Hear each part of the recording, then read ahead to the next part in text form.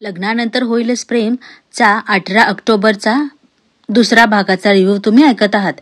या भागामध्ये भास्करने जीवासमोर एक अट ठेवली आहे की जेणेकरून त्याला आनंद निवास परत मिळेल। तर भास्करला भेटण्यासाठी जीवा एका कॅफेमध्ये वाट बघत असतो। तिथे आनंद निवासला फंडिंग केलेले एक स्पॉन्सर भेटतात। ते जीवाला हाक मारतात आणि म्हणतात, "ए जीवा, कसं चालू आहे सगळं? आनंद निवास कसं आहे?" त्यांना बघून जीवा म्हणतो, "अरे तुम्ही भारतात कधी आलात?" तेव्हा ते म्हणतात की दिवाळीला आलोय आम्ही, 2 दिवस झाले आलोय। नंदिनी कशी आहे आणि आनंद निवास कसं आहे? खरं सांगू का, आनंद निवासमध्ये जी थंड वातावरण जे वातावरण आहे ना, ते मला कुठेच सापडलेलं नाहीये। त्यामुळे आम्ही आनंद निवासला येणार आहे आणि तुझ्या हातची पाणीपुरीही खाणार आहे। कसं आहे आनंद निवास? तेव्हा जीवा सांगतो की अजिबात बरं नाही आणि सगळा घडलेला प्रकार जीवा स्पॉन्सरला सांगतो। ते ऐकल्यानंतर त्यांनाही खूप धक्का बसतो। ते म्हणतात, "माझी काही मदत लागली तर नक्की सांगा, हे माझं कार्ड आहे, अगदी हक्काने फोन कर," असं म्हणून ते तिथून निघून जातात। तेवढ्या तिथे भास्कर येतो आणि तो म्हणतो, "लोकांना कळत नाही कसे व्यवहार करावेत म्हणून, न बघता सह्या करून टाकतात." हा आवाज ऐकल्यानंतर जीवा भास्करकडे पळत जातो आणि म्हणतो, "अरे भास्कर काका, तुमच्या ऑफिसला गेलो होतो मी, पण मला कळालं की तुम्ही इथे मीटिंगसाठी येणार आहात, म्हणून इथे तुमची वाट बघतोय." तेव्हा भास्कर एका टेबलाकडे जात म्हणतो, "हा, म्हणूनच तू माझ्या मागे मागे शेपूट हलवत आलास." जीवाला त्यांचं बोलणं थोडंसं खटकतं, पण तो इग्नोर करून म्हणतो, "असं का बोलताय तुम्ही काका?" तेव्हा भास्कर त्याच्यावर ओरडतो, "ए काका बिका काय कराय म्हणायचं नाही मला, मी काही तुझा काका नाहीये, सर म्हणायचं मला, सर." तेव्हा जीवाला खूप वाईट वाटतं। जीवा म्हणतो, "ओके सर, मी आता असं काय केलं की जेणेकरून तुम्ही आनंद निवास परत कराल?" तेव्हा भास्कर म्हणतो, "आनंद निवास तुम्हाला कधीच परत मिळणार नाही." जीवा भास्करला म्हणतो, "तुमच्या शक्तीचा वाईट वापर करून तुम्ही मला फसवलत, पण का केलं असं? आणि तुमचा राग माझ्यावर होता तर तुम्ही नंदिनीला का मध्ये घेतलत?" त्यावर भास्कर म्हणतो, "खरं तर राग तुझ्यावर नव्हताच, राग खरं तर नंदिनीवर होता। तिच्यामुळे माझी मुलगी शनायाचं लग्न पारसोबत झालं नाही। शेवटी तिनेही पारसोबत लग्न केलं नाही आणि माझ्या मुलीलाही होऊ दिलं नाही। ही माझी मुलगी अजूनही मूव ऑन झालेली नाहीये."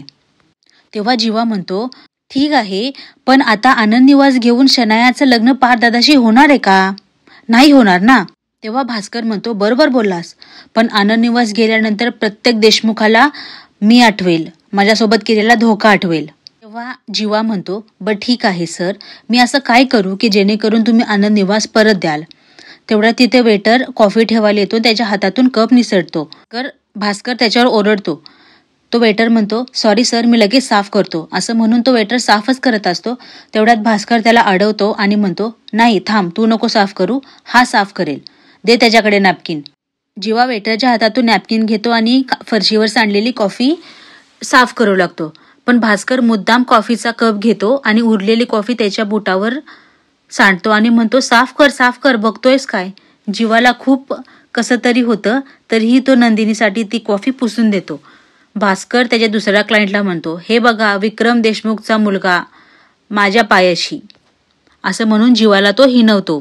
ती कॉफी साफ केल्यानंतर जीवा म्हणतो, "आता तरी आनंद निवास तुम्ही मला द्याल का?" तेव्हा भास्कर त्याला म्हणतो, "तू खरंच विक्रम देशमुखचा मुलगा आहेस ना? एवढा मूर्ख कसा रे तू?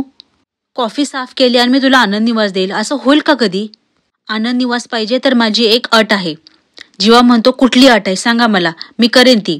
त्यावर भास्कर म्हणतो, "तुझ्या भावाला पार्थला सांग की आत्ता असलेल्या तुझ्या बायकोबरोबर संबंध तोडून माझ्या शनायासोबत लग्न कर." तेव्हा जीवाला धक्का बसतो। तो म्हणतो, "ते कसं शक्य आहे?